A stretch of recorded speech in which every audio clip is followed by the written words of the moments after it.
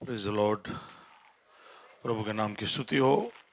2025 के पहले आराधना सभा में जुड़ने वाले सबका हम यहाँ पर स्वागत करते हैं। अगर आप पहली बार आए हैं तो आप जरा अपना हाथ उठाकर अपना पहचान कराइए।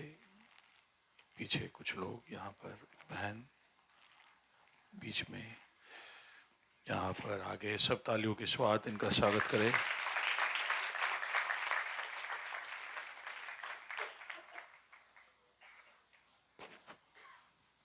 गेस्ट आगे। बेंगलोर से हमारे बीच में जो परिवार आया, आप पीछे बेंगलोर से आए, ओके, आपका स्वागत है यहाँ पर। Welcome, God bless you. Be seated.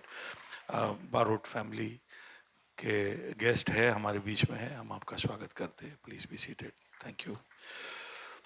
और मीना बहन के भाई राजकुमार हमारे बीच में है, न्यू लाइफ बॉम्बे के एक अगुए है।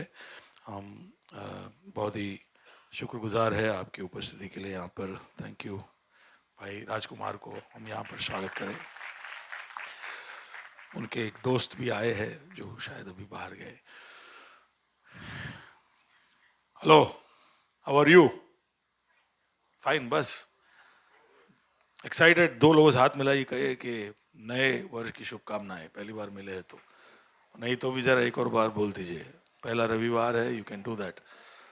10 तारीख तक हैप्पी न्यू ईयर बोल सकते हैं।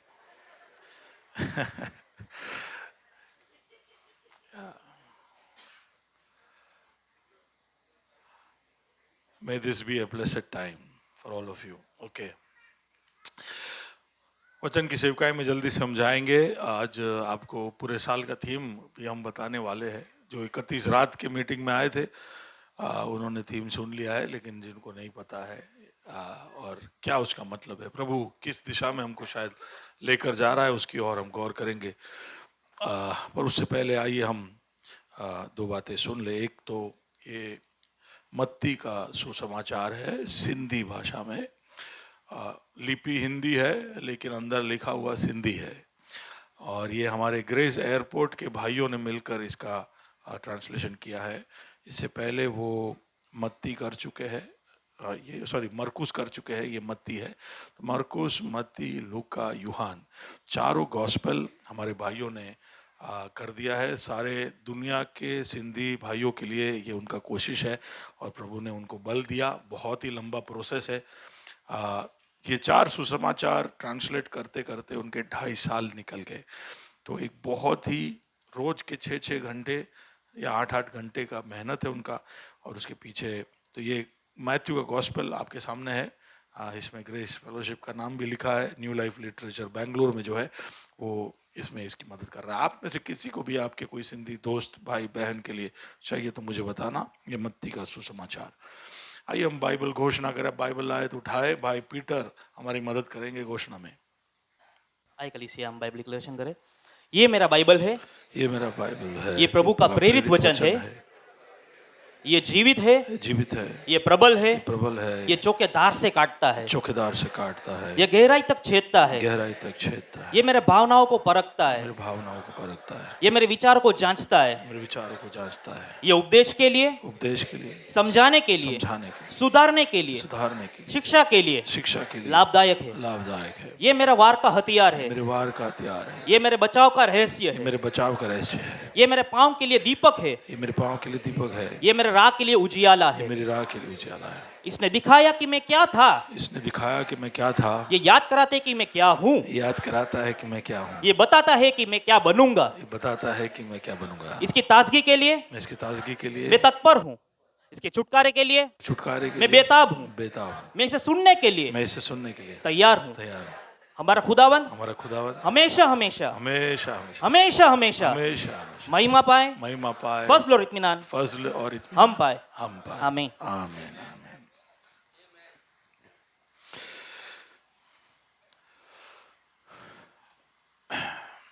लगातार 3 हफ्तों से मेरा गला बैठा हुआ है और गले में सूखेपन का निरंतर अनुभव मैं कर रहा हूँ। शुरुआत के दिनों में खाने में भी तकलीफ होता था, लेकिन अब सिर्फ बोलने में तकलीफ हो रहा है।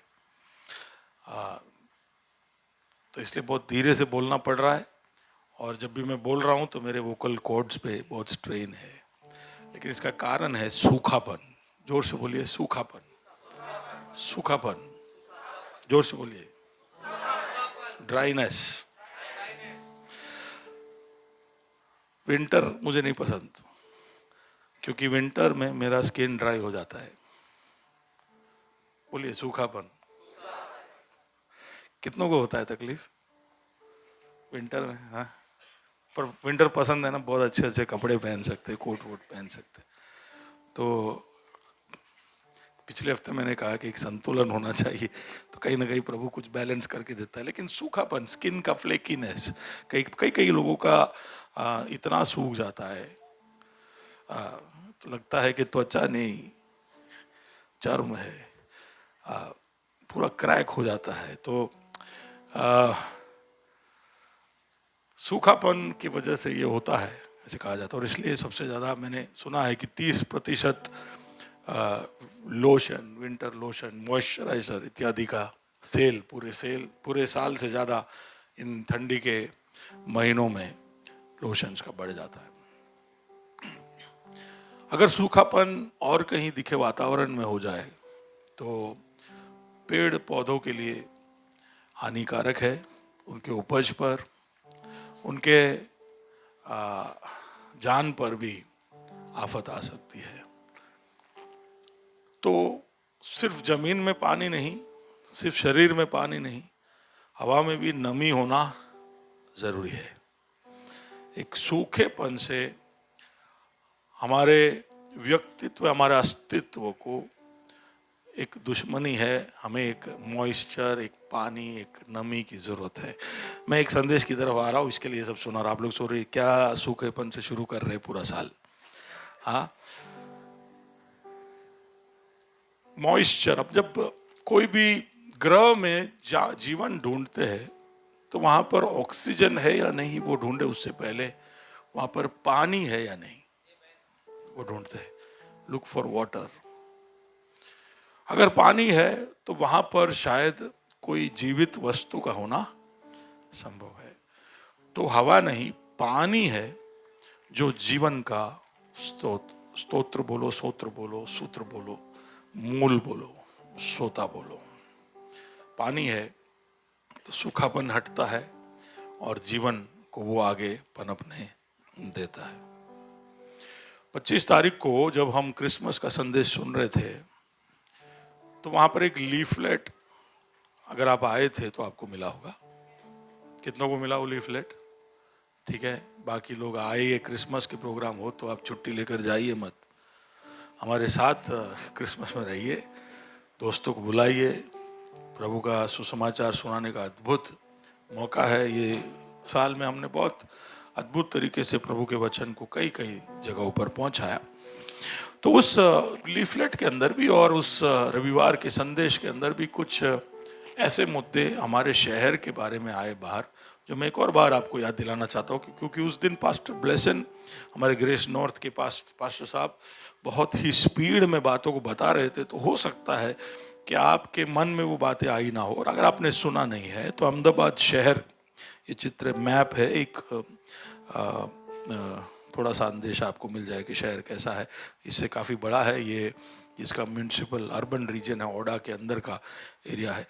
एनीवे, अहमदाबाद शहर में क्या क्या हो रहा है अगर हम उसको ज़रा गौर से देखें तो उन्होंने कहा कि अहमदाबाद शहर में एक दिन में 75 डाइवोर्स के एप्लीकेशन हो रहे हैं।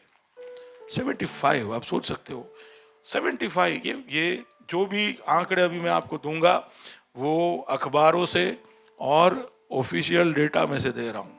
अहमदाबाद शहर में प्रतिदिन 75 तलाक के एप्लीकेशन हो रहे हैं। उसका मतलब है कि सूखापन शादी और विवाह के रिश्तों में आया है, एक सूखापन। 5 से 7 साल के बीच का उम्र पता चला है कि बच्चे पहली बार कोई भी व्यसन या लत के पकड़ में आते हैं। मैं सोचता था कि टीनेज में जब पहुंचते 12, 13, 14 साल के, जब वो एक्सपेरिमेंट करने लगते हैं, तब शायद वो बीड़ी, सिगरेट या ड्रग्स या शराब का नशा उनको पकड़ता होगा, लेकिन अहमदाबाद शहर का औसत उम्र, हेलो, जरूरी है कि आप आपके बच्चों को प्रभु के वचन को सुनाओ। उनको समझ में नहीं आता है, वो याद कर नहीं पाते हैं, वो या आगे आकर भूल जाते हैं, तो भी कोई बात नहीं, आप यत्न करिए, उनको वचन सिखाइए, उनको आगे आकर ऐलान करने दीजिए। आपको पता नहीं चलेगा कि वचन उसका कार्य कैसे करता है। आप सोचते रहोगे कि वचन मैं सिखा रहा हूँ, कुछ हो रहा है या नहीं। आप जब खाना खाते हो तब ऐसा सोचते हो? हेलो, ये खाना अंदर जाके प्रोटीन लाएगा, कार्बोहाइड्रेट लाएगा, ऐसा सब सोचते हो? खा लेते हो कि नहीं झपाझप? हाँ, फिर सोचते हो वो मेरा पेट अपना काम कर लेगा, मेरा इंटेस्टाइन अपना काम कर लेगा। बड़े विश्वास से आप कुछ भी दबा देते हो और आपको ताकत भी मिलता है। प्रभु यीशु हमको याद दिलाता है कि इंसान केवल रोटी से नहीं, लेकिन हर एक वचन जो प्रभु के वचन में से है, हर एक उस वचन से वो जिंदा रहता है। तो आप आपके बच्चों को सिखाइए, वचन सिखाइए, उनको सीखने दीजिए, उनको ऐलान करने दीजिए। वचन जब वो सुनेंगे, बोलेंगे, सीखेंगे, उनके अंदर कुछ होगा जो उनको बल देगा। अहमदाबाद शहर में ऐसा सूखापन है कि 5 से 7 साल की उम्र में व्यसन और लत लग रहा है। बच्चों के खिलाफ होने वाले गुनाह, क्राइम्स, औसत है एक दिन में 2.27, यानी कि हर 10 दिन में कम से कम 23 वारदातें होती है बच्चों के खिलाफ, और बुजुर्गों के खिलाफ दिन में 4 वारदातें। ये सब वो है जो पुलिस स्टेशन में रिपोर्ट होते, जो ऑफिशियल होते, जो कभी कोई थाने में रिपोर्ट पहुंचता नहीं। या जैसे आज अभी भाई बता रहे थे हमारे भावेश कि वो रिपोर्ट लिख रहे थे और उनका सॉल्व हो गया। कई बार थाने तक भी बात पहुंचता नहीं। ये सूखापन रिश्तों में, लोगों की तरफ, दोस्ती में, परिवारों में, बुजुर्गों की तरफ, बच्चों की तरफ, औरतों की तरफ। अहमदाबाद शहर में पुलिस का रिपोर्ट बताता है कि दिन में 1 बलात्कार होता है जो रिपोर्ट हो रहा है। जो रिपोर्ट नहीं हो रहा है वो अलग है। एक दिन में 1 बलात्कार। अहमदाबाद शहर के अंदर 19.5 लाख शराब के नशे वाले हैं। यानी आप 4 लोगों को मिले तो आप एक उसमें से एक शराबी होगा, उसको उसका नशा होगा, उसका लत होगा, उसका व्यसन होगा। और हम बड़े गर्व से बोलते Gujarat is a dry state, dry state, लेकिन 20% लोग इसके अंदर चुंगल में फंसे हुए। और उससे भी हैरान करने वाली बात है कि अहमदाबाद शहर के अंदर लगभग 13 लाख जवान लोग ड्रग के एडिक्ट हैं। उसमें गांजा हो सकता है, चरस हो सकता है, ये सब ऑफिशियल फिगर है। और ऑफिशियल फिगर हम जानते नहीं कहाँ से ये लोग लेके आते हैं, लेकिन कहीं ना कहीं इसका कुछ ना कुछ बेसिस है। नैतिकता में एक सूखापन अहमदाबाद शहर में।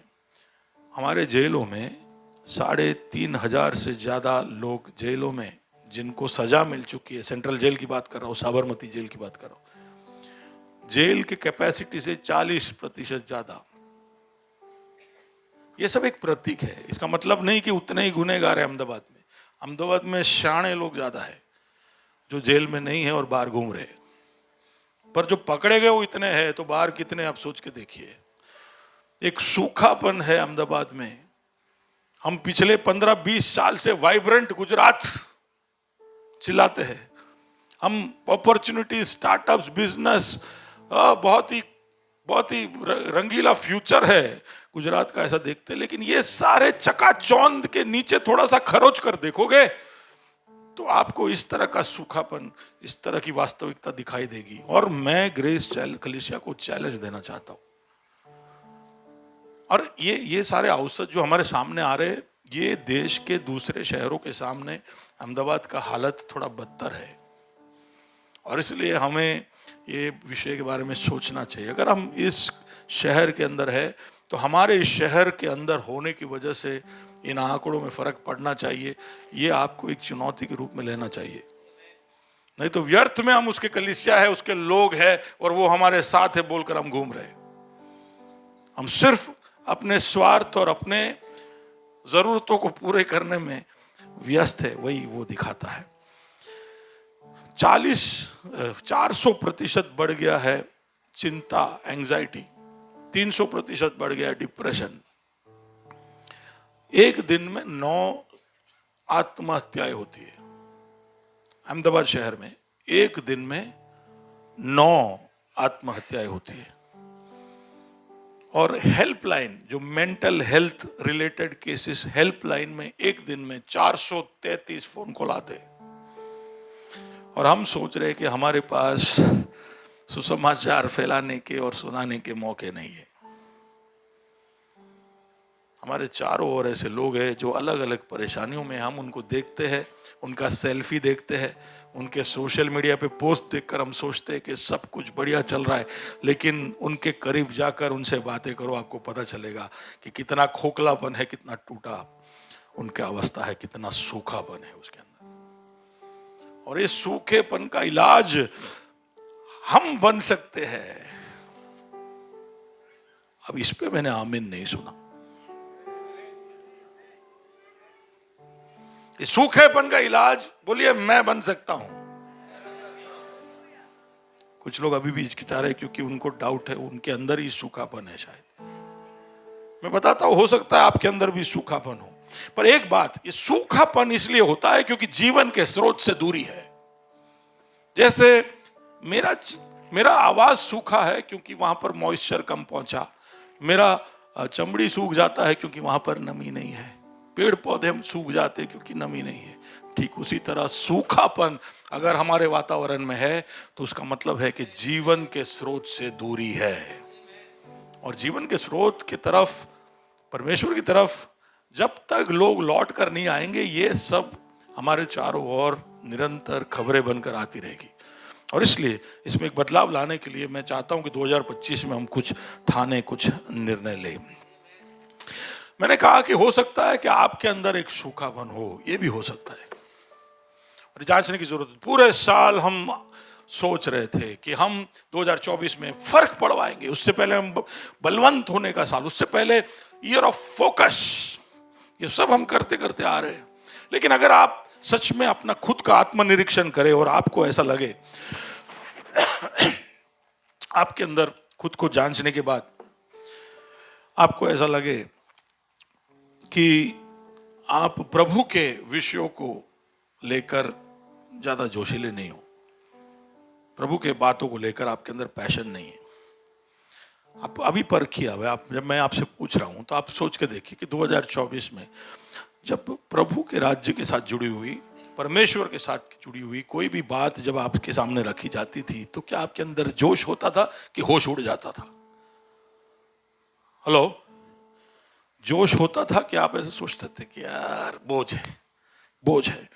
अगर आप अपने आप को राज्य के कार्यों के अंदर शामिल नहीं कर पा रहे थे, आप स्ट्रगल कर रहे थे शामिल होने के लिए, अगर आप प्रार्थना नहीं कर पा रहे, आराधना नहीं कर पा रहे, आप बाइबल खोलकर पढ़ नहीं पा रहे, एक सूखापन आपके अंदर आप महसूस कर रहे हो, प्रार्थना का बात करें तुरंत ही अंदर ऐसा मानो जैसे बगावत हो जाता है, आराधना करे ऐसे बोलो तो अंदर जैसे एक भगवा खड़ा हो जाता है, बाइबल पढ़ने की बात आए तो हर तरह का बात याद आता है, तो आपके अंदर एक सूखापन है और उसको आप डिनाई मत करिए। तो अगर हम चारों ओर के सूखेपन को खत्म करने के बारे में सोच रहे तो पहले अपने सूखेपन के बारे में सोचे। प्रभु से कहे कि प्रभु पहले तो मेरे इस सूखेपन में एक नमी लेकर आ, यहां पर एक बारिश लेकर आ, यहां पर एक जान लेकर आ, क्योंकि मुझे फर्क पड़वाना है। अगर आप कलीसिया में आना एक बहुत बड़ा एफर्ट समझते हो, अगर आपके रिश्तों में, खासकर दोस्तियों में, आपके विवाह के अंदर अगर आपको जोश नहीं, एक्साइटमेंट नहीं, तो एक सूखापन है। अगर आप बहुत ही इम्पेशेंट हो, बेसब्र हो, अगर आप चिड़चिड़े हो, इरिटेटेड हो, तो भी आपके अंदर एक सूखापन है, इसलिए तो आप किसी को सहन नहीं कर पा रहे। आपको दूसरों को दर्द को देखकर खुद कोई अनुकंपा महसूस नहीं होती, तो आपके अंदर एक सूखापन है। अगर आप किसी की सेवा नहीं करना चाहते, आपको मन नहीं होता कि आप झुक कर किसी के लिए कुछ करें, आप मदद करें, तो आपके अंदर एक सूखापन है। आपके जीवन में प्रगति नहीं है, आप वहां ही के वहीं हो।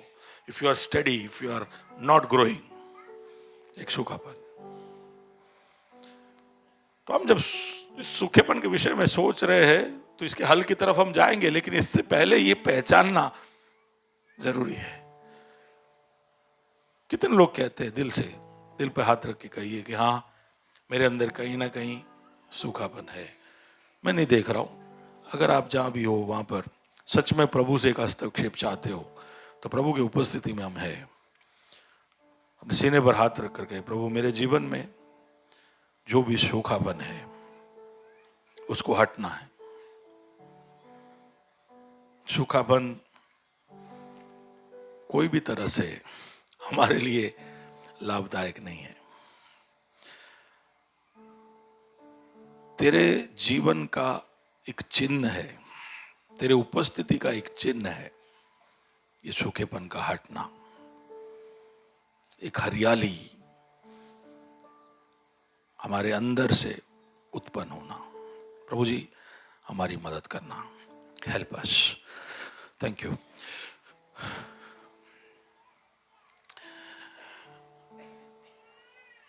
सूखापन कई कारणों से आ सकता है। हो सकता है कि आप मुश्किल घड़ियों से गए, मुश्किल समयों से गए, आपके जीवन में आप असफलता को देख रहे हो, आप प्रभु की योजनाओं पर डाउट कर रहे हो, कुछ भी हो सकता है सूखेपन का कारण। लेकिन आज उसको बदलना है, कर कर आप प्रभु को कहें। अगर डिफरेंस लाने के चक्कर में आप इनडिफरेंट हो गए, मुझे आज सुबह जब मैं सोच रहा था, मैं बोला कि हम चारों तरफ फर्क पड़वाना चाहते थे, लेकिन हम खुद क्या बोलते हैं, इनडिफरेंट, यानी बेरुखी हमारे अंदर आ गई है। तो फिर इसमें एक बदलाव की जरूरत है। Let's ask the Lord to change. कौन ये सूखापन हटा सकता है? मैं जल्दी से प्रभु के वचन में से आपके सामने कुछ बातें लाना चाहता हूँ। मैंने कहा कि स्रोत, जीवन का स्रोत ही हमारे सूखेपन को बदल सकता है। तो आज हम एजेकियल का पुस्तक 37वां अध्याय, बहुत ही सुपरिचित सा भाग है, लेकिन इस कलीसिया में शायद इसके ऊपर बात नहीं हुआ है, इसके लिए आज मैं उसकी तरफ आपका ध्यान खींचना चाहूँगा। एजेकियल का पुस्तक, उसका 37वां अध्याय, उसका 1 से लेके 10 तक के कलम की ओर हम देखेंगे, लेकिन एक एक कर कर हम पढ़ते जाएंगे। एजेकियल चैप्टर 37 पुराने नियम के अंदर एक बहुत बड़ा भविष्यवाणी का पुस्तक है एजेकियल। उसके 37वें अध्याय के पहले कलम को हम पढ़ रहे हैं। या यहोवा की शक्ति मुझ पर हुई, यहोवा की शक्ति मुझ पर हुई। और कोई इंग्लिश में कैसा है? The hand of the Lord was upon me. प्रभु का बाजू मुझ पर आया। The hand of the Lord was upon me. या तो पढ़ लेते, पहला दूसरा कलम भी पढ़ लीजिए। और वह मुझ में अपना आत्मा समवाकर बाहर ले गया। No, read 1 and 2। यहोवा की शक्ति मुझ पर हुई और वह मुझ में अपना आत्मा समवाकर बाहर ले गया और मुझे तराई के बीच खड़ा कर दिया। वह तराई हड्डियों से भरी हुई थी। और ये तराई हड्डियों से भरी हुई थी। ओके। तब उसने मुझे उनके चारों ओर घुमाया, उस हड्डियों के तराई के चारों ओर घुमाया। और तराई की तह पर बहुत सी हड्डियां थी और वे बहुत सूखी थी। बहुत सी हड्डियां थी और बहुत सूखी, ड्राई। ये एक दर्शन है। एजेकियल और इजराइल के लोग बेबीलोन में, ये ऐतिहासिक घटना है, बेबीलोन में बंदी है। कई साल हो गए, बेबीलोन के राजा नेबुकदनेस्सर, उसके बाद बेलतेशस्सर, ये सब दानियल के समय का वर्णन है। उस समय एजेकियल भविष्यवक्ता प्रभु के न्याय के विषय में लगभग पहले 33 अध्यायों में क्यों इजराइल के ऊपर न्याय आया, क्यों इजराइल की हालत ऐसी हो गई, क्यों इजराइल पूरी तरह से नाश किया गया और अब बेबीलोन के बंदी बनकर वो रह रहे, ये सारा विषय 33 अध्याय तक बताता है। 34-35 में एक टोन में चेंज आता है, 36वां अध्याय आता है, तब तक तो एजेकियल आशीषों के विषय में, इजराइल के पुनर्स्थापन के विषय में, कि इजराइल का राज्य लौट कर आएगा, इजराइल को प्रभु वापस बेहाल करेगा, वापस उसको बनाएगा, ऐसे कर कर वहां पर भविष्यवाणी एजेकियल करता है। और एजेकियल को खुद को विश्वास नहीं होता है, क्योंकि तब तक इजराइल की हालत इतनी खराब हो चुकी थी, इतना खत्म हो चुका था, इतने साल बीत चुके थे, उनकी नैतिक हालत ऐसी थी, उनकी धार्मिक और उनकी आत्मिक हालत ऐसी थी, जैसे वो उस दर्शन में देख रहा है, एक तराई जिसमें भर के हड्डियां। अभी मैंने अहमदाबाद शहर का भी एक चित्रीकरण किया, तो कई बार शहर की ओर देखो तो ऐसा लगता है कि चारों तरफ सूखापन है। शायद हमारे अंदर हम झांक के देखे तो ये सूखापन दिखता हो। एजेकियल जब इजराइल को देख रहा था तो पूरा सूखापन, उसके कोई आशा नहीं कि ये देश को बदले, इन लोगों को बदले, इनकी परिस्थिति को बदले। और उसके बीच में प्रभु उससे भविष्यवाणी करवाता है कि मैं तुझे लौटाऊंगा। एजेकियल को विश्वास नहीं होता है, इसलिए 37वां कलम प्रभु उसको एक दर्शन दिखाता है। ठीक है, ये दर्शन में वो देख रहा है, वो कहता है कि प्रभु का सामर्थ मुझ पर आया। सूखापन कौन हटा सकता है? कौन हटा सकता है? जीवन का स्रोत, सूखापन वही हटा सकता है। और यहां पर हम देख रहे हैं कि उस सूखेपन को बदलने के लिए परमेश्वर का सामर्थ उतर कर आता है। The hand of the Lord comes to intervene in the dryness. उस सूखेपन में हस्तक्षेप करने के लिए प्रभु ने एक योजना बनाई है, और वो एजेकियल को एक तराई में लेकर जाता है, वहां पर उसको वहां पर रखता है।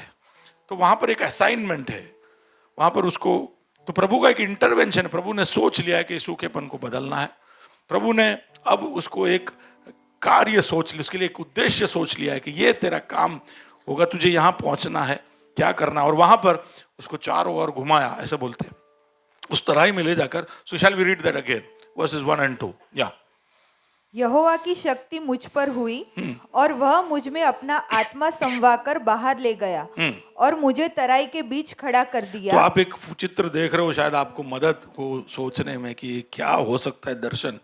तो एक चित्रकार का ये एक कल्पना है, एक तराई जिसमें पूरे इंसानों की हड्डियां पड़ी हुई है, उसके बीच में एजेकियल खड़ा है और चारों तरफ सूखापन देख रहा है। बाद में एजेकियल के 11वें कलम, 36 के 11वें कलम के अंदर प्रभु उसको बताता है, ये इजराइल की परिस्थिति है, ये हड्डियां जो तू देख रहा है वो इजराइल की परिस्थिति है। तो प्रभु इस सूखेपन को कई सालों से देख रहा है, ये ऐसा नहीं है कि अचानक से हुआ है, सालों से होता हुआ आया। सूखते सूखते ऐसा लिखा है कि बहुत ज्यादा सूख गई थी हड्डियां, उसका मतलब है कि बहुत समय बीत चुका है। लेकिन खुशी की बात यह है कि प्रभु की नजर उस पर पड़ी है और उस सूखेपन में कुछ करने का प्रभु ने निर्णय लिया है। हेलो हेलो, आप चाहते हो कि हमारे जीवन के सूखेपन, हमारे शहर के सूखेपन पर प्रभु की नजर पड़े, क्योंकि वही कुछ कर सकता है। हालेलुया। पिछले क्रिसमस के दौरान जब हम अलग अलग इलाकों में जा रहे थे, पूरे साल में जब हुआ, लेकिन क्रिसमस के समय प्रभु के आत्मा ने मुझ पर बहुत बड़ा भारी बोझ डाला। ये दिखाया, जैसे मैं समझो ये सूखेपन को देखने का एक मौका मिला। लेकिन उस सूखेपन को पहले भी हम देखते थे, लेकिन इस बार कुछ अलग नजरिए से देख रहे हैं। ऐसा लगा जैसे कि प्रभु का सामर्थ्य आपको दिखा रहा है। आप सुन रहे हो? हम वैसे देखते हैं और प्रभु जब हमें दिखाता है तो उसमें फर्क यह है कि वैसे जब हम देख रहे हैं तो निराशा में सूखेपन को देख रहे होते हैं, जैसे एजेकियल देख रहा था। लेकिन प्रभू का सामर्थ जब तुम पर आए और तुम देखने लगोगे तो उस नजरिए में फर्क इसलिए है क्योंकि प्रभु उस सूखेपन में कुछ करवाना चाहता है। सुन रहे हो? मुझे विश्वास है कि इस साल में हमारे चारों ओर के सूखेपन में प्रभु कुछ करने जा रहा है। और इसलिए मैं चाहता हूं कि आप बड़े आशा से भरपूर होकर, विश्वास से भरपूर होकर आपके चारों ओर अब आज से देखना शुरू करें। भले आपको सूखापन दिखे, भला आपको ऐसा लगे कि ये हड्डियां कितनी सूख चुकी है, क्या हो सकता है, लेकिन आप उस मुआयना लेते वक्त आप इस बात को मन में बिठा दे कि अब मैं अलग से देखूंगा क्योंकि मैं सुन चुका हूं कि प्रभु कुछ करने वाला है। God is going to do something in our city. God is going to do something in our lives. Amen. प्रभु हस्तक्षेप कर चुका है, प्रभु अब दिखा रहा है कि यहां पर मैं करने वाला हूं। मैं कहता हूं कि प्रभु मुझे बहुत ही विश्वास से भरपूर कर रहा है, इस बात को मेरे मन में बिठा रहा है कि मैं इस सूखेपन को बदलने वाला हूं। और मैं चाहता हूं कि आप मेरे साथ इस विश्वास में जुड़े। और एक तरह से क्रिसमस के अलग अलग आउटरीच के दरमियान हम, और ये नहीं खाली सेंट्रल के, हम सारे कैंपसेस मिलके बहुत सारे आउटरीच किए। हम हजारों लोगों तक प्रभु के सुसमाचार को लेकर पहुंचे। हम जहां जहां पहुंचे हमने देखा कि प्रभु इस बार कुछ अलग कर रहा है, वो कुछ करना चाहता है आगे। आमीन। हमारे कहानियों को, हमारे शहर की कहानी को वो बदलना चाहता है। God wants you to take an assessment. इसलिए मैं चाहता हूं कि आप आपके चारों ओर देखें कहाँ कहाँ सूखापन है। आपके जीवन में है तो वो, आपके काम के क्षेत्र में हो तो वो, आपके परिवार में हो तो वो, आप जिस कॉलोनी में रहते वहां पे हो तो आप एक असेसमेंट करिए। प्रभु का आत्मा चाहता है कि आप एक एक एक एक घूम कर एक बड़ा अच्छा सा असेसमेंट करें। Can you read that verse 2? Verse 2। तब उसने मुझे उनके चारों ओर घुमाया। वो चाहता है कि हम चारों ओर से देखें कि असली हालत क्या है। अभी हम देख रहे इधर उधर गाड़ी चला रहे हो, आप ट्रैफिक पे रुके, तब आप शायद देखे दो लोगों को। आप कहीं ऑफिस में किसी से मिलने गए, कोई गवर्नमेंट ऑफिस में गए, कोई क्यू में खड़े थे, तब शायद आपने इधर उधर देखा और तब आपकी नजर लोगों पर पड़ी। शायद आप फ्लाइट में बैठे हो, आप सिक्योरिटी चेक में हो, आप चेक इन काउंटर में हो, तब आप लोगों को देख रहे हो। शायद आप ट्रेन में बैठे हो, तब लोगों को देख रहे हो, वरना आपके पास वक्त नहीं।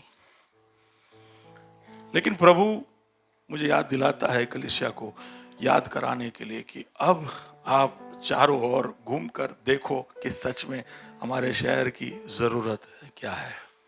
और आप पाओगे ना, ये सब जो भी मैंने बताया पहले शहर के बारे में, वो रोज अखबारों में आता है, लेकिन हमारे नजर में नहीं आया। वो सबको सम्मिलित किया, तब हमें लगा कि अहमदाबाद में सच में हालत खराब है, हमें कुछ करना चाहिए। हमारे यहाँ होने का फायदा क्या? अगर हम कहते हैं कि हम उसके शरीर है, हम उसके प्रतिनिधि, हम जगत की ज्योति है, हम नमक है, पता नहीं क्या क्या ऐलान हम करते रहते, लेकिन हमारे इर्द गिर्द, हमारे पड़ोस में, हमारे आसपास में अगर उसका फर्क नहीं हुआ तो फिर व्यर्थ है। तो सूखेपन का एक मुआयना करो और समझो। तो वहां पर वो कहता है कि घुमाया, फिर क्या हुआ? और तराई की तह पर बहुत सी हड्डियां देखी। यानी ये मैंने सोचा, कल्पना किया, उससे ज्यादा हड्डियां है। मैं सोच रहा था 9 लोग अगर एक दिन में सुसाइड करते हैं तो एक महीने में 270, पूरे साल के अंदर लगभग 1500 लोग तो सिर्फ आत्महत्या कर रहे हैं हमारे शहर के अंदर। 1500 लोग एक महीने में। ये ऑडिटोरियम में जितने लोग हैं सबने आप आत्महत्या कर लिया। सोच लीजिए कितना भयानक है वो। कभी कभी आंकड़े हम समझ नहीं पाते। And we need to make a difference. पता नहीं आपके आसपास ऐसे लोग आए हो जिन्होंने ऐसे कदम उठाए हो, जिन्होंने कृत्य अपने जीवन में किए हो। Can we? It is a huge number. हम बहुत छोटे लोग हैं, हम ज्यादा है नहीं तादाद में, लेकिन हमें सोचना शुरू करना पड़ेगा कि I will make a difference. मैं भले इस शहर के अंदर बहुत छोटा सा एक व्यक्ति हूं, लेकिन मेरे साथ जिंदा खुदा है। ऐसा सोचना शुरू करना पड़ेगा। और बहुत ज्यादा सूखापन है मेरे चारों ओर, और बहुत सारी हड्डियां हैं मेरे चारों ओर, उस बात को लेकर तुम्हें दर्द महसूस करना पड़ेगा। हर सेकंड में या हर मिनट में, शायद हर मिनट में इस दुनिया में 160 लोग दुनिया से गुजर जाते हैं। एक मिनट में कितने? 160 लोग एक मिनट में गुजरते हैं। यानी 3 लग्जरी बस भर के लोग एक मिनट में चले जाते हैं दुनिया से। कभी एक आध बस में हम भी बैठे होंगे। हम सोचते जैसे कि हम ऐसे ही यहीं पे रहने वाले हैं बहुत समय तक। कब क्या किसके साथ हो जाएगा इसका हमें अंदाजा नहीं है। चारों तरफ इतने सारे लोग हैं और इनको शायद हमारे हस्तक्षेप की जरूरत है। बहुत हड्डियां थी, और क्या थी? उनकी हालत क्या थी? और वे बहुत सुखी थी। और बहुत सुखी थी, बहुत सुखी थी। उसका मतलब है कि बहुत समय निकल चुका था। अगर इनमें कोई जान भी थी, इनमें कोई आशा भी थी, तो वो सदियों पहले था। अगर हमारे शहर में कुछ हो सकता था तो भैया मैं सच कहता हूं 150 साल पहले कुछ हुआ होता तो हमारा शहर बदल जाता। अब इन बातों का वक्त नहीं है। अब यह असलियत है कि हमारे चारों ओर सूखापन है। एकदम निराशा का, हताशा का एक दृश्य अब आपके सामने देखते होंगे। और एजेकियल के लिए तो ये दृश्य हड्डियों से भरा हुआ तराई उसको और दर्द देता होगा, क्योंकि उन हड्डियों में शायद उसके कोई चाचा, मामा, दादा ये सब भी होंगे। क्योंकि इजराइल के लोगों का एक सेना वो देख रहा था जो तराई में पड़ा हुआ है। वो याद दिलाता है कि हमारी एक बहुत बड़ी हार हुई थी। हमारे जीवन में एक बहुत बड़ा एक हार का सामना हमने किया था। और वही नहीं, हारे ही नहीं, हमारी जिल्लत भी हुई, हमारा अपमान भी हुआ। क्यों? क्योंकि युद्ध के अंदर भी जब कोई सिपाही मरता है तो उसकी हड्डियां वहीं नहीं छोड़ते, उसको दफन करते हैं। मुर्दे की भी आदर की जाती है। लेकिन अगर तराई में सूखी हड्डियां पड़ी हुई है तो किसी ने जानबूझकर उन सारे लाशों को वहीं छोड़ दिया, उनका अपमान किया। हो सकता है कि उड़ते पक्षियों ने और जानवरों ने उन शरीरों को खा लिया हो। ये एक दर्शन है, लेकिन एजेकियल के लिए ये बहुत ही हिला देने वाला एक दर्शन था। उसको ना केवल निराशा दिख रही थी, उसको ना केवल अपमान दिख रहा था, उसके लिए बहुत ही दर्दनाक वो था। लेकिन उसके बीच में उसके अंदर एक आशा थी, क्योंकि ये दर्शन उसको कौन दिखा रहा है? कौन दिखा रहा है? प्रभु दिखा रहा है। सूखापन है, अपमान हुआ है, समय ही बीत गया है, बड़े हार तेरे भूतकाल में है, लेकिन अभी तो मेरा हाथ तेरे ऊपर है। हालेलुया। हम भी जब पीछे मुड़कर देखते हैं, ओह कितने बड़े बड़े हार का सामना कर कर यहां तक पहुंचे, प्रभु का अनुग्रह। आपसे बात करो तो आप कहोगे पक्का प्रभु का अनुग्रह है कि मैं यहां पर बैठा हूं, बाकी ने मेरे अंदर ऐसी कोई योग्यता नहीं। असफलताओं का कहानी का भरमार है मेरे भूतकाल में। You may have a great defeat in your past, you may have failures and stories to talk about. हो सकता है कि अपमान हुआ आपका, हो सकता है कि समय बहुत निकल चुका है, अब कुछ नहीं हो सकता, बहुत समय हो गया। कई सुलह के लिए जब मैं जाता हूँ तो पति पत्नियों के बीच में कई बार इतने समय तक दूरी हो गई होती है कि अब उनका लौट कर आना मुश्किल हो जाता है। समय एक बहुत बड़ा बैरियर है। अगर समय बीत जाए, इसलिए हम बोलते हैं कलीसिया में आना बंद मत करिए। 1 हफ्ता आए नहीं, दूरी ज्यादा, 2 हफ्ते आए नहीं, थोड़ा और दूरी ज्यादा। मैं बोलता हूँ, पक्का गारंटी से बोलता हूँ, अब 3 हफ्ता संडे नहीं आए तो 4था हफ्ता आना असंभव हो जाएगा। कोई ऐसी बात आ जाएगी जो फिर आपको कलीसिया से दूर रखेगी। तो ये मैं अनुभव से बोल रहा हूं। तो ऐसा ही है, समय चीजों को निराशा की तरफ लेकर जाता है, हताशा की तरफ लेकर जाता है। पर एजेकियल के अंदर एक आशा है, क्योंकि खुदा का सामर्थ उस पर है।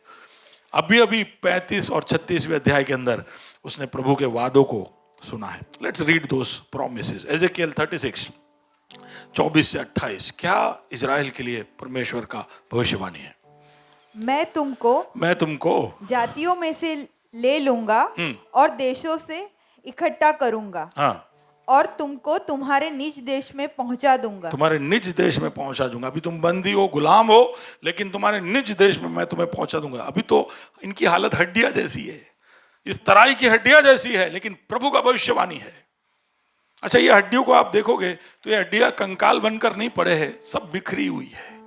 एक हड्डी दूसरे हड्डी के साथ नहीं है, इतनी सूख चुकी है, सब एक दूसरे से अलग है। यानी अब इसमें कोई जान भी लाने के लिए पहले तो एक बड़ा ऑर्गेनाइजिंग होना पड़ेगा, बड़ा गैदरिंग होना पड़ेगा, तो बहुत ही मुश्किल है। लेकिन वहां पर प्रभु की वाणी, मैं तुम्हें तुम्हारे निज देश में पहुंचाऊंगा। हाँ, मैं तुम पर शुद्ध जल छिड़कूंगा हाँ, और तुम शुद्ध हो जाओगे। तुम शुद्ध हो जाओगे। और मैं तुमको तुम्हारी सारी अशुद्धता और मूर्तों से शुद्ध करूंगा। मैं तुमको नया मन दूंगा और तुम्हारे भीतर नई आत्मा उत्पन्न करूंगा। तुम्हारा नया मन और तुम्हारे अंदर एक नया हृदय मैं देने वाला हूँ। ओके। और तुम्हारी देह में से पत्थर का हृदय निकालकर तुमको मांस का हृदय दूंगा। हाँ, मैं अपना आत्मा तुम्हारे भीतर देकर ऐसा करूंगा कि तुम मेरी विधियों पर चलोगे और मेरे नियमों को मानकर उसके अनुसार करोगे। तुम उस देश में बसोगे जो मैंने तुम्हारे पितरों को दिया था। हाँ। और तुम मेरी प्रजा ठहरोगे। तुम मेरी प्रजा ठहरोगे और मैं तुम्हारा परमेश्वर और ठहरूंगा। मैं तुम्हारा परमेश्वर ठहरूंगा। भविष्यवाणी 36वें अध्याय में एजेकियल इजराइल के ऊपर कर रहा है, लेकिन उसको विश्वास नहीं हो रहा है, क्योंकि उसके मन में इस तराई में जो हड्डियां पड़ी है, ऐसी एक परिस्थिति उसको सामने दिखाई दे रही है। कई बार हम भी बड़े आशा के शब्द बोलते हैं, प्रभु यस अहमदाबाद को तू बदलेगा। कभी हम रोगियों को देखकर बोलते, प्रभु यस ये रोगी को तू चंगा करेगा। कभी कभी हमारे असंभव परिस्थितियों के ऊपर हम बोलते, God you will do the impossible. लेकिन अंदर कहीं ना कहीं आशंकाएं है कि क्या सच में ये हो सकता है, ये हो सकता है। और इसलिए हम जब 37वें अध्याय में जाएंगे तो एजेकियल के पास एक भविष्यवाणी है, प्रभु का वादा है। उसने देखा कि प्रभु कुछ कर रहा है और प्रभु का ध्यान इस सूखेपन पर आ चुका है। वो अभी उसकी परिस्थिति है, ठीक है। अब उसके बीच में प्रभु और एजेकियल के बीच में जो वार्तालाप होता है उसकी तरफ हम जाते हैं। Let's go to Ezekiel 37 verse number 3। तब उसने मुझे पूछा, हे मनुष्य के संतान, क्या ये हड्डियां जी सकती है? क्या ये हड्डियां जी सकती है? And that is a question God is asking you. मैं चाहता हूं कि हम उस सवाल को थोड़ा गहराई से सोचें। क्या ये हड्डियां जी सकती है? Note it down somewhere. ये पूरे महीने में आप सोचते रहना, कैन दिस बोन्स लिव? जहां पर आपको सूखापन दिखे तब आप सोचना, क्या ये हड्डियां जी सकती है? जहां पर आपके रिश्ते सूखे हो गए, क्या ये हड्डियां जी सकती है? जहां पर एक जवान अपना रास्ता भटक कर नशीले पदार्थों के व्यसन में बंधा हुआ है, क्या ये हड्डियां जी सकती है? Can this bones live?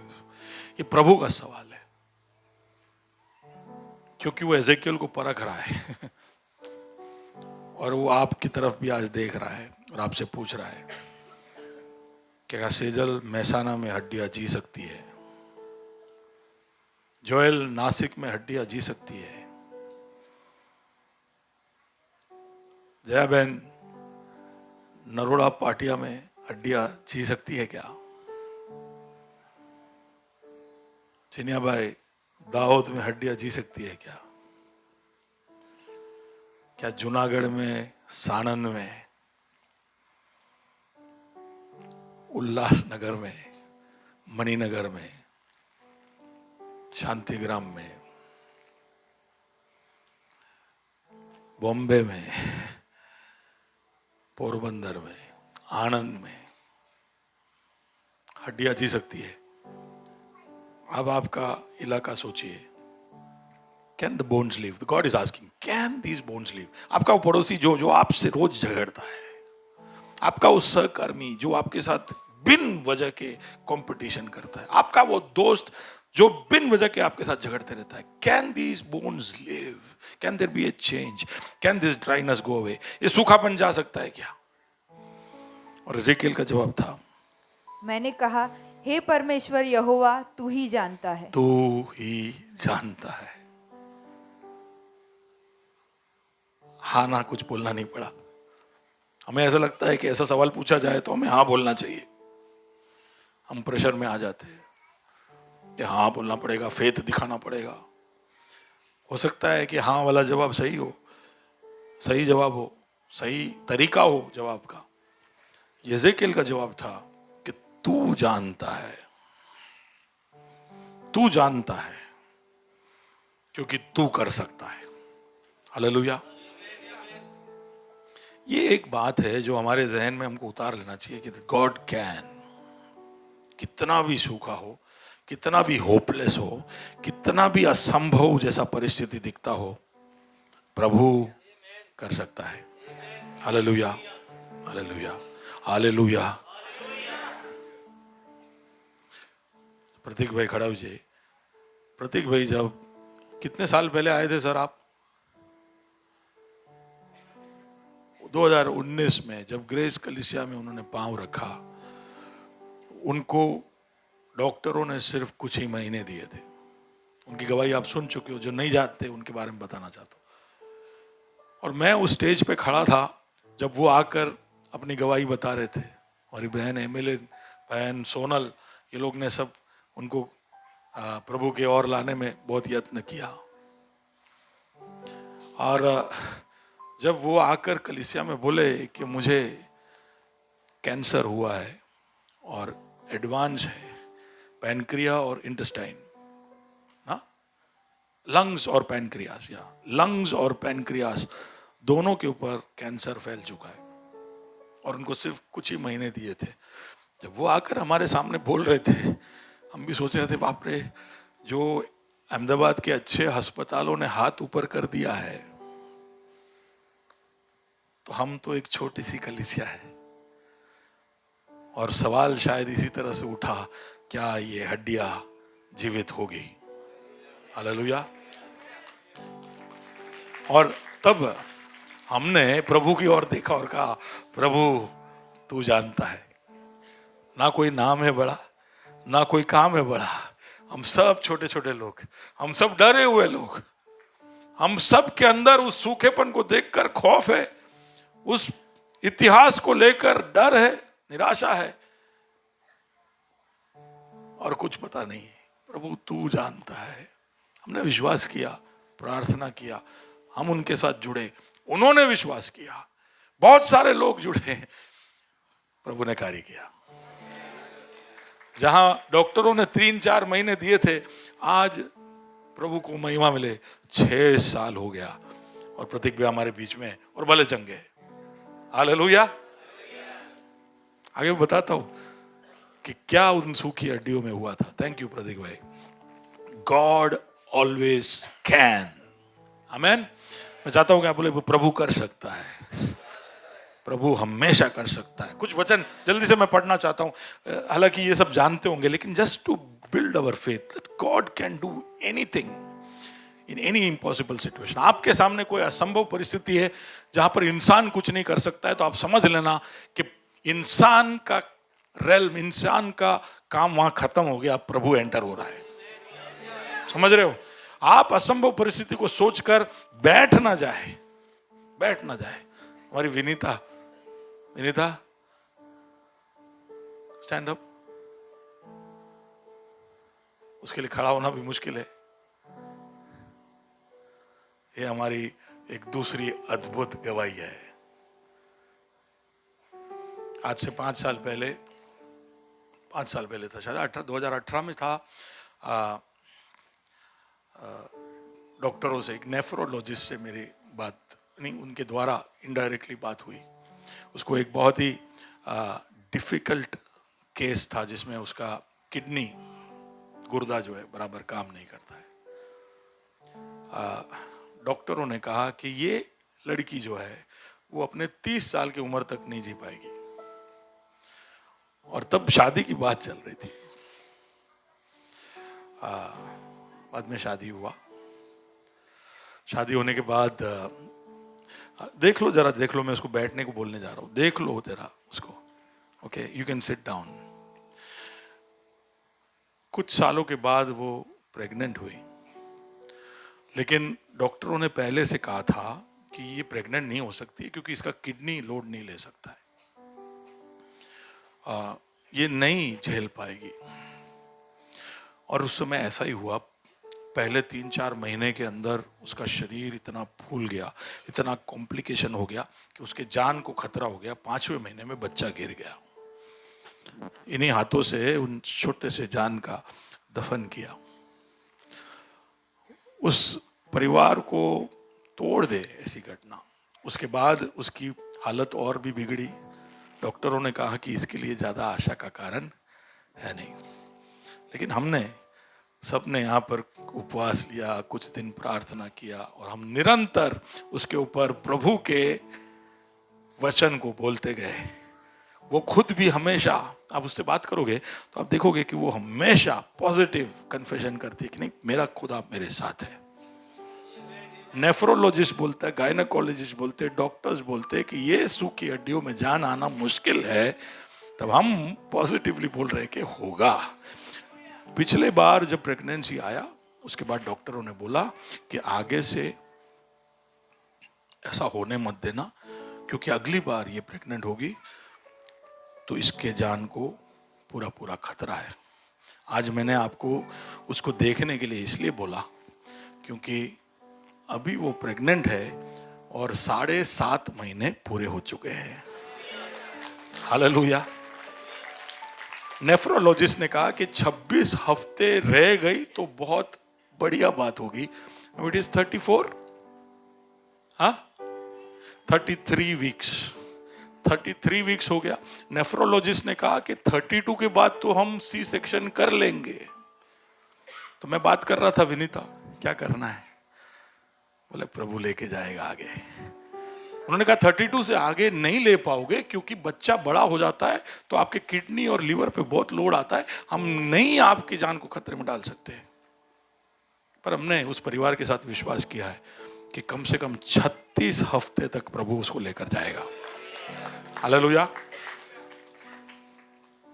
जहां कॉम्प्लिकेशंस हो सकता था वहां पर आपके सामने असंभव परिस्थिति में जब आपसे वो परिस्थिति सवाल पूछे कि क्या ये सूखी हड्डियों में कभी जान आएगी, तो आपको कहना है प्रभु तू जानता है। लेकिन वहां पर हाथ धोना नहीं है। ऐसे किलने सोचे तू जानता है बोलकर मैं हाथ धो लूंगा, लेकिन प्रभु उससे कहता है। पर उससे पहले जरा हम पढ़ ले कि what God can do. Genesis chapter 18 verse 14। Quickly let's read all those verses. अब ये यहाँ पर अब्राहम के सामने स्वर्गदूत आते हैं, बोलते अगले साल जब हम इस तंबू में लौट कर आएंगे तो तेरी पत्नी सारा बच्चे के साथ होगी। तो अब्राहम बोलता है कैसे हो सकता है, हम दोनों बहुत बुढ़े हो गए, मैं 100 साल, 90 साल, कैसे हो सकता है? यस। क्या यहोवा के लिए कोई काम कठिन है? क्या यहोवा के लिए कोई काम कठिन है? जोर से बोलिए, जोर से बोलिए, विश्वास से बोलिए और थोड़ा कॉन्फिडेंस से बोलिए। विपिन अंकल आप भी बोलिए, यहोवा के लिए क्या कोई काम कठिन है? ओके, यही सवाल बार बार पूछा जाए। जब आपसे कोई पूछा जाए can this bones live, you ask is anything too difficult for the Lord? Can this bones live, क्या ये हड्डियां जी सकती है? क्या प्रभु के लिए कुछ कठिन है? नो। ओके, जॉब 42 वर्स 2 अय्यूब कहता है मैं जानता हूँ हाँ, कि तू सब कुछ कर सकता है, हाँ, और तेरी युक्तियों में से कोई नहीं रुक सकती। तेरे युक्तियां कभी रुक नहीं सकती, तू सब कुछ कर सकता है। मत्ती 19 और उसका 26 यीशु कह रहा है। यीशु ने उनकी ओर देखकर कहा, हाँ, मनुष्य से तो यह नहीं हो सकता, परंतु परमेश्वर से सब कुछ ही हो सकता है। परमेश्वर से सब कुछ ही हो सकता है। भाई कुछ लोग मेरे को आके बोले कि परमेश्वर सब कुछ हो सकता है तो क्या प्रभु झूठ बोल सकता है? तो ये इलॉजिकल सवाल मत पूछिए। प्रभु झूठ नहीं बोल सकता है तो वो उससे नहीं हो सकता है। लेकिन लेकिन प्रभु के लिए कुछ भी संभव नहीं है। यानी कोई भी परिस्थिति कितनी भी हताशा से भरी हुई हो, उसको आशा में बदलने में प्रभु को जरा भी समय नहीं लगेगा। उसके लिए कुछ भी असंभव नहीं। पढ़िए यिर्मयाह 32, 17, 18, 27, 17 and 27। या हे प्रभु यहोवा, हे प्रभु यहोवा, तूने बड़ी सामर्थ और बढ़ाई हुई भुजा से आकाश और पृथ्वी को तूने आकाश और पृथ्वी को बनाया है। ये इतना समय एक ही शब्द में हम आकाश बोल देते, लेकिन एक सेकंड जरा रुक कर देखो तो सही आकाश को। हम पृथ्वी की अंदर के डीमार्ट और कौन से दुकान है यार बड़े बड़े, बोलना, विजय सेल्स और क्रोमा और लुलु आ गए अहमदाबाद। नहीं तो फिर इधर से सीधा लुलु ही जाते। ये सारी चीजों से हमारी आंखें इतनी चकाचौंध है। वहां पर के लैपटॉप फोन सब देख के लाइट टपका टपका के हम घूमते हैं। फिर आकाश की ओर देखो, आकाश की ओर देखो। पृथ्वी की चीजें अभी तक हमें संतुष्टि नहीं दे पाई है। और जरा नजर मार के देखो कि पृथ्वी जो इतना छोटा है, उसमें तुम इतने मुग्ध हो गए हो, तो कितने गैलेक्सीज है, कितने गैलेक्सीज है। मैंने कहा कुछ हफ्तों पहले, trillions and trillions of galaxies, जिसके अंदर billions and billions of solar systems, और उसके अंदर क्वाड्रिलियंस एंड क्वाड्रिलियंस ऑफ प्लैनेट्स। ये सब की जीरो भी हमको नहीं पता है कितने। बड़े आसानी से कह दिया कि यिर्मयाह कहता है कि प्रभु तूने ये आकाश को एक चादर के समान फैला दिया। You spread the skies and तेरे लिए कोई काम कठिन नहीं है। nothing is too difficult for thee। तेरे लिए कोई भी काम कठिन नहीं है। और यहां पर हम कहां पर आते हैं? फिलिपी 4:13, आज 2 बच्चों ने आज वो वचन का ऐलान यहां पर किया। देखिए, बच्चे जब यहां से वचन का ऐलान करते तो आप ये मत सोचना ए भूलियो। कई बार हम वही सोचते रहते कि इसको याद रहा कि नहीं, अच्छी तरह बोला कि नहीं, ये भूला कि नहीं। पर गौर करिए कि वो क्या बोला, सुनिए वो क्या बोला। कभी कभी बहुत गहरी बातें बच्चे उस वचन के ऐलान में आपके सामने पहुंचा देते हैं। आज परी ने जो बातें बताई, 7 बातें जो प्रभु, कहाँ है परी? हाँ, क्या बोलते? 7 things that the Lord hates। 7 बातें, जरा जोर से बोलना, एक और बार बोलना। याद है कि अभी रिवाइज करना पड़ेगा? ओके, तो जरा माइक दे दो उनको जरा। देखो, अभी जिसने नहीं सुना गवाही के दरमियान, वो जरा सुन लीजिए क्या बोला उसने। 6 बातें हैं जिनसे यहोवा बैर रखता है, हाँ। वरन 7 है जिनसे उसको घृणा है। हाँ। अर्थात घमंड से चढ़ी हुई आंखें। हाँ, देखो, रुक के थोड़ा जोर से इनकी तरफ देख के बोलो। क्या? घमंड से चढ़ी हुई आंखें। घमंड से चढ़ी हुई। ओके, घमंड से चढ़ी हुई आंखें। झूठ बोलने वाले जीभ। झूठ बोलने वाले जीभ। ये सब हम करते हैं, ठीक है ना। कभी कभी रोड पे जब जा रहे होते, लोगों को हम देख रहे होते, तो घमंड से चढ़ी हुई आंखें रख के देखते हम। कभी कभी दोस्तों से, अपने करीब के लोगों से क्या बोलते? झूठ बोलते हैं। हाँ, फिर निर्दोष का लहू बहाने वाले हाथ। निर्दोष का लहू, हम लहू नहीं बहाते, उसके पहले का सब कर देते, ठीक है। हम इतना लोगों को निचोड़ देते हैं, उनका हालत बर्बाद कर देते हैं। हाँ, ठीक है, फिर अनर्थ कल्पनाएं गढ़ने वाला मन। अनर्थ कल्पनाएं गढ़ने वाला मन, यानी किसी का बुरा सोचने वाला, कि इसका बुरा हो, हाय हाय हाय हाय। अब बोल नहीं पा रहे इसलिए आंखों। हाँ, फिर बुराई करने को वेग दौड़ने वाले पांव। बुराई करने के लिए गति से, वेग से दौड़ने वाले पांव। जो एक बार भी हिचकिचाता नहीं कुछ गलत करने के लिए, और झूठ बोलने वाला साक्षी, झूठ बोलने वाला, दूसरों के ऊपर हानि पहुंचे उसके लिए जानबूझकर झूठ बोलने वाला साक्षी। हो गया। एक और है, हाँ, भाइयों के बीच में झगड़ा उत्पन्न कराने वाला मनुष्य। लड़वा दे के जाने अनजाने में करते। अब वो बेचारी यहाँ खड़े होके बोल गई, हमको याद करा गई, प्रभु के वचन में लिखा है, जो बाइबल नहीं पढ़ते कम से कम बच्चों के वचन सुन लो। कभी कभी बहुत ही गहरी बातें और सत्य वो यहाँ से ऐलान करते हैं। अब उसमें से 2 बच्चे क्या बोल गए, फिलिप्पी 4 उसका 13, जो मुझे सामर्थ्य देता जो है मुझे सामर्थ्य देता है उसमें मैं सब कुछ कर सकता हूँ। उसमें मैं सब कुछ कर सकता हूं। तो इसलिए मेरे लिए कुछ भी असंभव नहीं अगर प्रभु की ओर से मुझे सामर्थ मिले तो। हालेलुया। ओके, अब देखते हैं एजेकियल को प्रभु क्या बोलता है। प्रभु, उसने हाथ धो लिया, प्रभु तू जानता है, प्रभु तू जानता है। तो अभी 4 अध्याय 4 कलम में 37 वर्स 4, तब उसने मुझे कहा, हाँ, इन हड्डियों से भविष्यवाणी करके इन हड्डियों से भविष्यवाणी कर। ये सूखी हड्डियां जिसको देखकर तुझे निराशा हो रही है, तुझे ऐसा लग रहा है कि इनका कुछ नहीं हो सकता, मैं तेरे लिए एक उत्तरदायित्व, तेरा दौत्य ये है कि तू इस सूखी हड्डियों के ऊपर क्या करेगा, भविष्यवाणी करेगा। Speak to it. तो हड्डियों के कान कहां होते कि सुने, लेकिन प्रभु जब बोलता है तो सृष्टि का कण कण सुनता है। सुन रहे हो?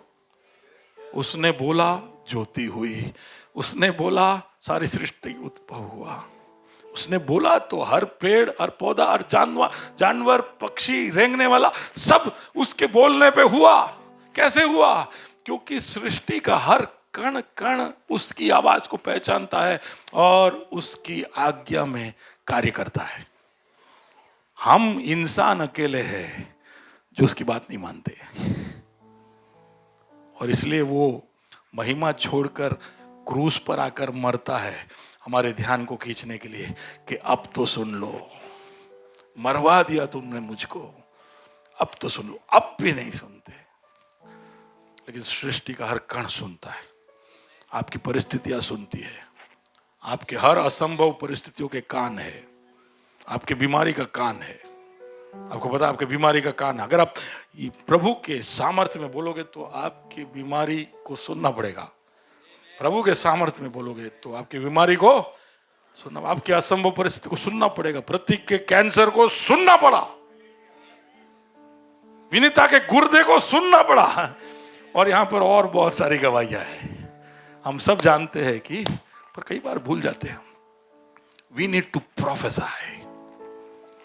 प्रभु से प्रेरणा प्राप्त। प्रभु अगर हमें लेकर जाता है, तो मैं ऐसे सोच रहा हूं, मैं अहमदाबाद में घूमा, आप लोग सब मेरे साथ थे। We saw the bones, the Lord showed us the bones. प्रभु ने हमें वो हड्डियां दिखाई, बहुत थी और बहुत अत्यंत ज्यादा सूखी हुई थी। लेकिन अब प्रभु से कह रहा है, हमको प्रभु पूछ रहा है क्या इसमें जान आ सकती है? हम कह रहे हैं यस तू जानता है। प्रभु कहता है मैं जानता हूं, इसलिए मैं तुमको कुछ अब बोलने जा रहा हूं। प्रोफेसाई, बोलो, इस हड्डियों से बात करो। क्या बोलो? हे सूखी हड्डियों, हे सूखी हड्डियां, यहोवा का वचन सुनो। यहोवा का वचन सुनो। क्या है? परमेश्वर यहोवा तुम हड्डियों से यो कहता है, देखो मैं आप तुम में, कहानी नहीं, आंखें भी है। पूरा एक व्यक्ति जैसा आपके परिस्थिति आपके सामने एक व्यक्ति है, ऐसा सोच के ही बात करो। It is crazy. बाजू वाले को मसीह जीवन बड़ा क्रेजी है। Michelle, did you say that to somebody? मसीह के पीछे, स्नेहल आपने कहा किसी को? स्नेहल कहो ना किसी को कि मसीह जीवन थोड़ा ऐसा, क्या बोलेंगे क्रेजी को? अटपटा है, क्रेजी। I miss शेजू। कैसा है? हाँ, क्रेजी, इज क्रेजी, पागल पागल जैसी हरकतें थोड़ी थोड़ी होती है इसके अंदर। क्या है? We speak to our sicknesses and they hear and they see. हम उनको बोलते हैं बीमारी देख, बीमारी सुन, हे असंभव परिस्थिति तू सुन, तू देख। हाँ, फिर देखो हाँ। मैं आप तुम में सांस समवाऊंगा और तुम जी उठोगी।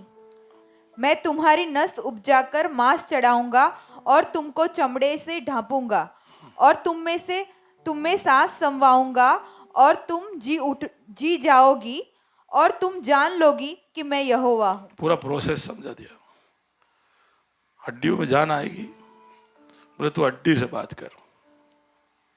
हम लोग कभी कभी हड्डी से बात करने के बाद सोचते हैं, हड्डी से थोड़ी होगा, नसों से भी बात करते हैं, चलो मांस से भी बात करते हैं, चलो चमड़ी से भी बात करते हैं। बोले तू सिर्फ हड्डी से बात कर, डॉट डाई नहीं बनने का। सुन रहे हो? तू सिर्फ हड्डी से बात कर। तू बात करेगा हड्डी से तो नसें लाना, मांस लाना, चमड़ी लाना, ये सब मेरा काम है। समरूनी औरत को यीशु कहता है, अगर तू जानती कि तू किससे बात कर रहा है तो तू उसके पास से जीवन का जल मांगती। मुझे कैसे? तेरे पास तो ना बाल्टी है ना रास्ता है, तू खुद तो मेरे से पानी मांग रहा है।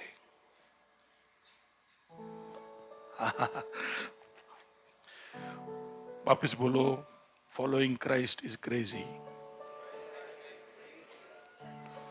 कभी कभी बहुत थोड़ा लॉजिक को बाजू में रखना पड़ता है, खास करके जब असंभव हमारे सामने आ जाए। जब संभव है तब पूरा लॉजिक लगाओ, रीजन लगाओ, सब लगाओ। लेकिन अब वो आपके संभवता के बाहर जा चुका है, आपके अब आपे में नहीं है, तो आप छोड़ दीजिए। अब प्रभु के रेल्म में है तो फिर आपको थोड़ा लॉजिक बाजू में रखना पड़ेगा। और वो बोलता है हड्डी से कि ऐसा हो। क्या होता है next? What happens? Verse number 7 पढ़िए। इस आज्ञा के अनुसार मैं भविष्यवाणी करने लगा। हाँ। और मैं भविष्यवाणी कर ही रहा था हाँ। कि एक आहट आई एक आहट आई, और भूडोल हुआ। एक भूडोल हुआ। ये सब हो रहा है, ये वचन बोलते जा रहा है, आहट, भूडोल, ये सब हो रहा है। और क्या हुआ पता है? जो हड्डियां बिखरी पड़ी थी, हड्डी हड्डी को ढूंढकर हड्डी के पास पहुंच गई। This is what the vision says.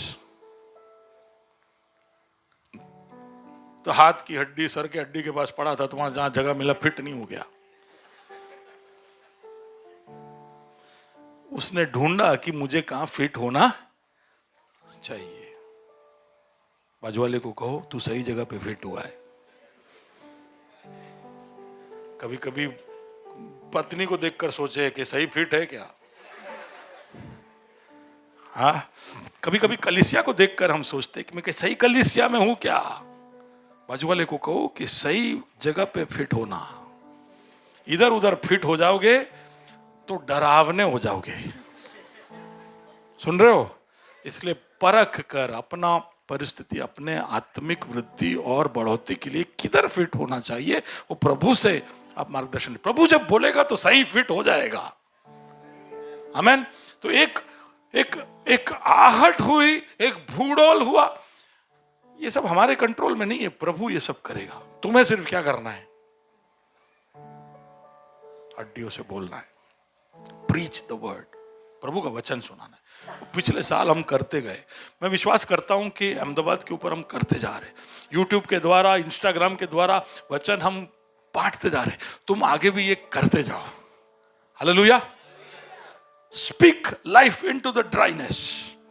जहां सूखापन है उधर जीवन लेकर आना है, तो बोलना शुरू करो। Speak God's word, inspired by the word. प्रभु जब आपको अगुवाई दे, तब सुबह उठे तो आज मूड से बोलवानू, ऐसा नहीं, प्रभु की अगुवाई में। इसलिए प्रभु की उपस्थिति में बैठना जरूरी है, प्रभु से कुछ सुनना जरूरी है, कुछ पाना जरूरी है। और फिर प्रभु चाहता है हस्तक्षेप में। याद कराता हूं आपको, God wants to intervene.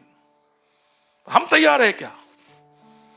If you are willing, speak to the bones, speak to your situation, speak to where there is no life, where there is no hope.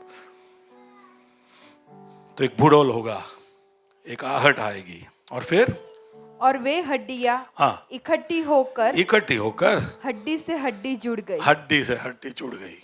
लेकिन अभी भी ये सब होने के बाद भी अभी हुआ क्या है? अभी क्या है?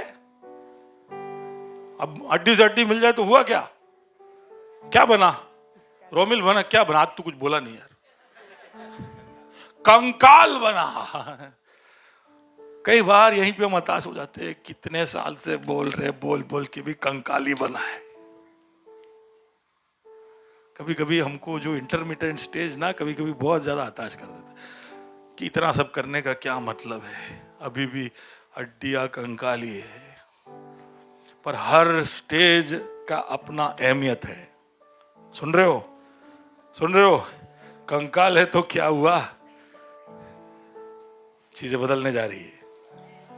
कंकाल हुआ तो उसके ऊपर बाद में नसें आई, फिर उस पर मांस आया, और उसके ऊपर चमड़ी आई.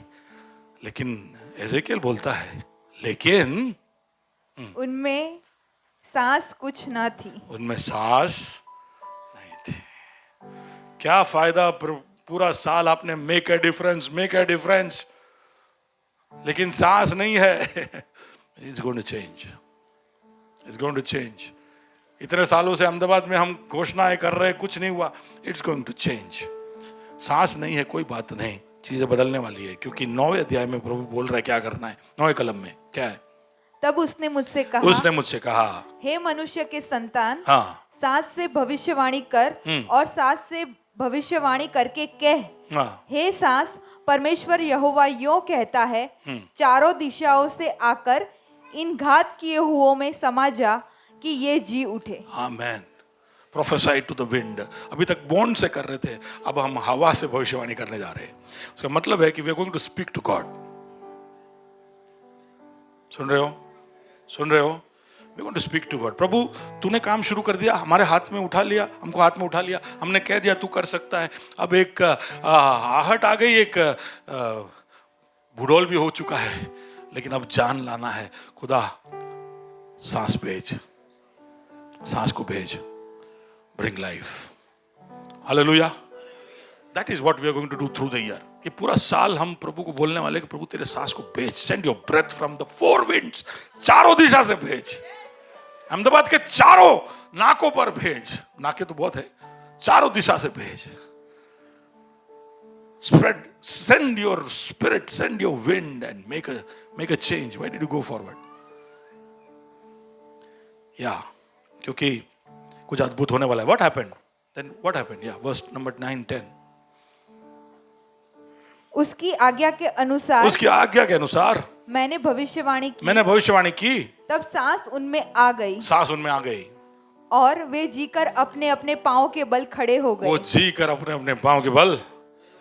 हालेलुया. एक दर्शन है. उसके बाद के कलमों को आप पढ़ोगे तो आप देखोगे कि कैसे एजेकियल जाकर इजराइल के घराने पर भविष्यवाणी करता है. और उसके कुछ सालों के बाद एजरा, नेहमाया, ये नाम के कुछ लोग निकले और ये भविष्यवाणियां पूरी हुई. बेबीलोन को हराने वाला एक कोरेश राजा आया, फारसी राजा, और वो फारसी राजा इजराइल के लिए रास्ता खोलता है और वो यरूशलेम लौट कर आते हैं. हालेलुया. प्रभु ने कहा है तो वो होगा. सूखा था, इतना सूखा था कि कुछ होगा ऐसा लग नहीं रहा था. लेकिन एक बहुत, क्या है, व्हाट इज, अत्यंत बड़ी सेना, क्या लिखा है, और एक बहुत बड़ी सेना हो गई. एक बहुत बड़ी सेना वहां पर खड़ी हो गई. और यही सब आधार रखकर ये साल का हमारा थीम है, ईयर ऑफ इनक्रेडिबल पॉसिबिलिटीज. अविश्वसनीय संभावनाओं का साल. हालेलुया. हालेलुया. हमारे लिए जो विश्वास करना मुश्किल है, ऐसी चीजें हमारे चारों ओर हम होता देखेंगे. जहां पर सूखी हड्डियां दिखेगी, वहां पर हम एक सेना को खड़ा होता देखेंगे. क्योंकि हमारे परिस्थितियों से हम भविष्यवाणी करने जा रहे हैं. हम हवा और सांस से भविष्यवाणी करने जा रहे हैं और प्रभु कुछ अद्भुत करने वाला। हमारा theme verse Ephesians 3:20। Let's read that. मैं यहाँ पर स्क्रीन पे इसलिए पढ़ लेता हूँ। अब जो ऐसा सामर्थ्य है कि हमारी विनती और समझ से कई अधिक काम कर सकता है, उस सामर्थ्य के अनुसार जो हम में कार्य करता है। हम विनती करें और हम समझे, हम पूछे और हम सोच सके, उससे ज्यादा जो करने के लिए काबिल है वो हमारा खुदा है। अभी आप जितना सोचना है सोच लो, उससे आगे प्रभु करेगा। तो मैं समझता हूं कि कुछ अद्भुत आप सोचे, सोच को छोटा ना रखे। बाजू वाले को कहे कि थोड़ा ज्यादा सोचो, थोड़ा आपके कैपेसिटी से ज्यादा सोचो, है ना। आपका कैपेसिटी 1000 का है तो 10,000 का सोचो, लाख का है तो 10 लाख का सोचो, 10 लाख का है तो करोड़ का सोचो। पैसे में इसलिए बोल रहा हूं ताकि आपको समझ में आ जाए जल्दी। पैसे की बात करो फट फट फट सब उतर जाता है दिमाग में, लेकिन आपके हैसियत से ज्यादा सोचो, क्योंकि आपके समझ और आपके कल्पना से बढ़कर देने के लिए सामर्थ्य है आपका खुदा। एक अविश्वसनीय संभावनाओं का साल हम देखने जा रहे हैं। एजेकियल को विश्वास करना पड़ा, भविष्यवाणी करनी पड़ी, और हम देखते हैं कैसा हुआ। हम चारों ओर भविष्यवाणियां करते जाए, हवा की ओर भविष्यवाणी करते जाए। आइए अपने स्थानों में खड़े हो जाए। प्रभु जहां पर राह नहीं है वहां राह बनाने वाला है। उस गाने को यहां पर ऐलान करें। तू है यहां हमारे दरमियां, तारीफ करो आराधना।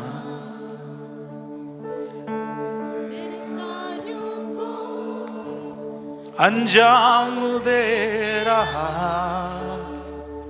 तारीफ करो आराधना। एक और बार। तू है यहाँ हमारे दरमियां, तारीफ करो आराधना। तेरे कार्यों को अंजाम दे रहा तारीफ करो आराधना। तू है राह रचैता, अद्भुत करता, जुबान का सच्चा, नूर जहां का, ऐसा खुदा है तू मेरा। राह रचैता, अद्भुत करता, जुबान का सच्चा, नूर जहां का, ऐसा खुदा है तू मेरा। ओ तू है रचैता, अद्भुत करता, जुबान का सच्चा, नूर जहां का, ऐसा खुदा है तू मेरा। एक और बार। अद्भुत करता, जुबां का सच्चा, नूर जहां का, ऐसा खुदा है तू मेरा। तू है यहाँ दिलों को छू रहा, तारीफ करूं आराधना। तेरे स्पर्श से जख्मों को भर रहा, तारीफ करूं आराधना। तेरी जिंदगी बना रहा, तारीफ करूं आराधना। और रूह मनों को ढाल रहा, तारीफ करूं आराधना। क्योंकि तू है राह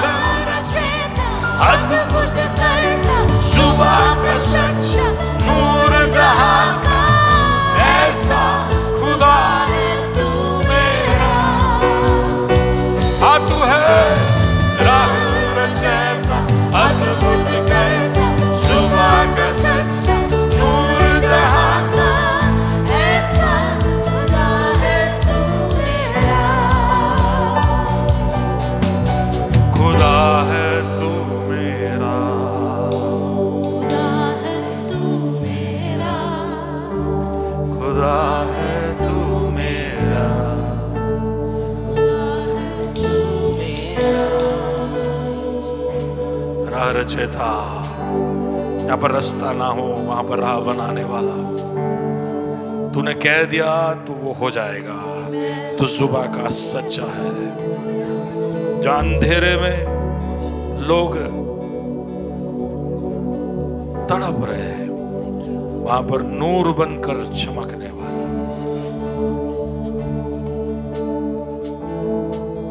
तो हमारा खुदा है, इसलिए धन्यवाद। क्या ये हड्डियों में जान आएगी? खुदा तू जानता है, आएगी, आएगी, आएगी। खुदा तू तेरा कार्य जब करे तो हम हमारे कार्य करते जाए। कुछ अविश्वसनीय संभावनाएं हमारे सामने पूरा होता हम देखेंगे। खुदा हड्डियों में जान आता हम देखेंगे। एक बड़ी सेना खड़ी होगी, क्योंकि प्रभु के महान सामर्थ्य से ये पूरा होगा। Thank you Lord that you are going to do it. We believe Lord, हम विश्वास करते हैं तुझ पर आसरा रखते हुए। कुछ अद्भुत हमारे बीच में इस साल में तू करेगा। यहाँ पर खड़े हुए हर एक का तू इस्तेमाल करेगा। हर परिवार का, हर जवान का, हर बुजुर्ग का, हर बच्चे का तू इस्तेमाल करेगा। ओ तेरे नाम की महिमा के लिए और कुछ और हड्डियों को जान देने के लिए धन्यवाद कि तू हमारा खुदा है। प्रार्थना सुना इसके लिए धन्यवाद। आए हुए सबको तेरे हाथों में सौंपता हूं, यीशु मसीह के नाम से।